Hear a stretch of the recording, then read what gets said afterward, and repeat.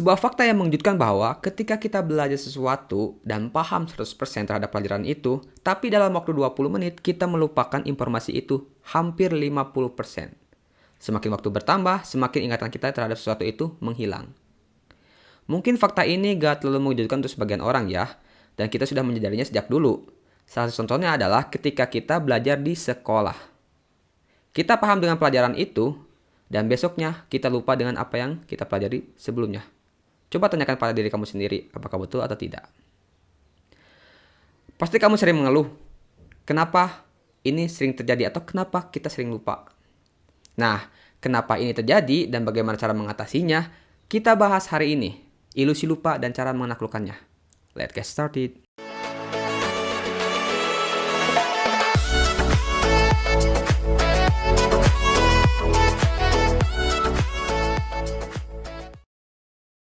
Saya awali dengan kata, apa itu lupa? Cara sederhananya adalah, untuk mengartikan lupa adalah ketika informasi yang kita dapat dan kita tidak bisa mengingatnya lagi.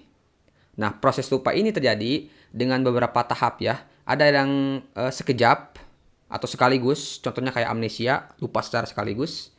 Kemudian ada yang dengan cara bertahap, sedikit demi sedikit. Nah, ini paling sering terjadi pada semua orang.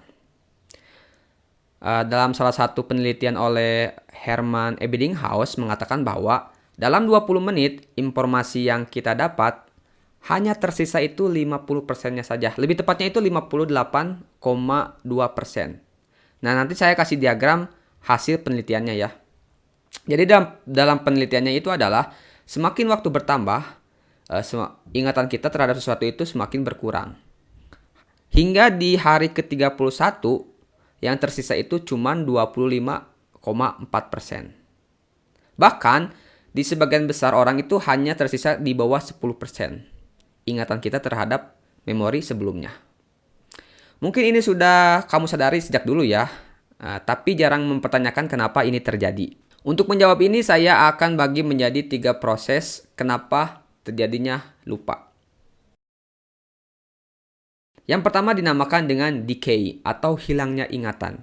Hilangnya ingatan di sini adalah ketika ada informasi baru menggantikan informasi yang lama. Ini terjadi di bagian short term memory, memori jangka pendek. Jadi pada intinya adalah otak kita secara otomatis kalau informasi itu tidak berkesan atau informasi itu hanya sebatas rutinitas, maka informasi lama digantikan oleh informasi yang baru.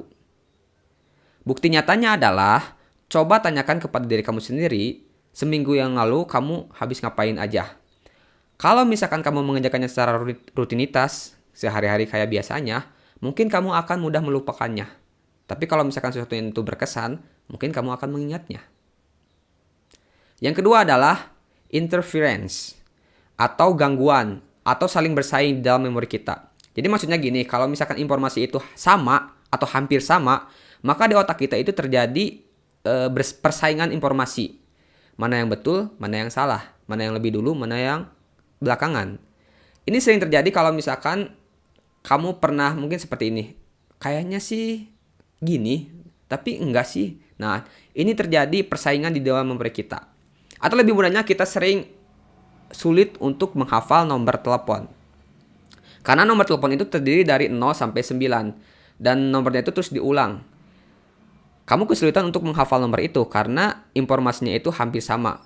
Hingga terjadilah persaingan. Kurang lebih seperti itu contohnya gitu. Yang ketiga adalah no clue. Atau tidak adanya petunjuk. Kayak gini nih contohnya. Kamu pasti ingat dengan momen yang paling membuatmu terkesan. Kayak momen menikah, momen jadian, momen punya anak, momen patah hati, atau momen-momen yang lainnya. Pasti kamu sangat ingat dengan momen itu. Karena ada clue-nya. Tapi kenapa kalau misalkan gak ada petunjuk, gak ada clue sama sekali, kita mudah melupakannya. Makanya jangan heran kalau misalkan dalam 1 tahun itu hanya 360 hari, kita hanya ingat beberapa momennya aja di antara 360 hari. Gak terlalu banyak, karena ada clue-nya. Ada yang mengiringinya. Nah, itu 3 proses kenapa terjadinya lupa. Lalu bagaimana solusi supaya kita bisa mengingatnya dalam jangka panjang, khususnya untuk sesuatu yang sangat penting, kayak misalkan pelajaran. Itu sangat penting, perlu diingat dalam jangka panjang. Nah, dalam riset saya yang dilakukan di Google ya, kemudian dari pengalaman saya dan pengalaman teman-teman saya, yang paling ampuh untuk mempertahankan ingatan kita terhadap informasi sebelumnya adalah dengan cara repetisi atau pengulangan. Sebetulnya metode ini populer digunakan di pesantren-pesantren ya. Kita menyebutnya dengan istilah yang berbeda kayak misalkan mutolaah atau misalkan murojaah. Intinya sama, pengulangan, terus diulang pelajarannya. Nah, jangan heran para penghafal Quran, para tahfiz, ingatannya itu masih terjaga karena mereka terus mengulanginya, hafalannya diulangi terus gitu. Contoh paling sederhana adalah kamu sering paling ingat dengan surat-surat pendek. Kenapa? Karena kamu sering mengulanginya ketika sholat. Kayak gitu. Repetisi itu kayak diulang seperti itu. Tapi untuk misalkan repetisi paling ampuh dan paling efektif, ini diperkenalkan oleh Profesor Herman Ebbinghaus ya, yang saya sebutkan sebelumnya, bahwa ada 5 kali repetisi yang paling ampuh. Jadi cukup 5 kali repetisi. Yang pertama itu kurang dari 24 jam setelah kalian belajar sesuatu. Jadi kurang dari 24 jam kamu ulangi lagi pelajaran sebelumnya. Gak usah keseluruhan, cukup intinya aja. Misalkan kamu belajar 2 jam, tulis aja materi-materi yang intinya aja gitu. Mungkin gak lebih dari 5 menit kamu untuk mengulanginya lagi gitu. Kemudian langkah kedua adalah pengulangan yang kedua adalah kurang dari 1 minggu. Misalkan di hari keempat. Yang ketiga, pengulangan yang ketiga itu kurang dari 1 bulan. Minggu kedua atau minggu ketiga baru ulangi lagi. Yang keempat itu setelah beberapa bulan. Misalkan bulan ketiga, bulan keempat. Dan yang terakhir itu kurang dari 1 tahun. Misalkan bulan ke-9 atau bulan ke-10. Nah, itu 5 proses cara pengulangan yang paling efektif menurut Profesor Herman Ebbinghaus. Nah, setelah ingatan itu kamu terus diulang, di memori kalian ini akan lama untuk mengingat memori itu. Sebetulnya untuk mengingat kembali ada metode yang lain supaya ampuh mengingat dalam jangka panjang. Kayak misalkan mengerjakan soal, atau misalkan mengingatnya pakai gambar, atau misalkan mengingatnya pakai lagu atau nada. Nah, tapi sebetulnya dari ketiganya itu pada intinya sama, pengulangan. Soal terus diulangi, nada atau lagu terus diulangi. Jadi metode yang paling ampuh untuk mengingat informasi dalam jangka panjang adalah dengan cara pengulangan.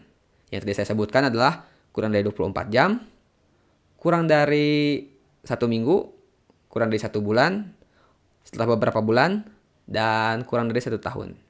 Tapi pada intinya kalian nangkap ya bagaimana cara kenapa terjadinya lupa dan bagaimana cara mengatasinya. Terima kasih yang sudah menonton. Assalamualaikum warahmatullahi wabarakatuh.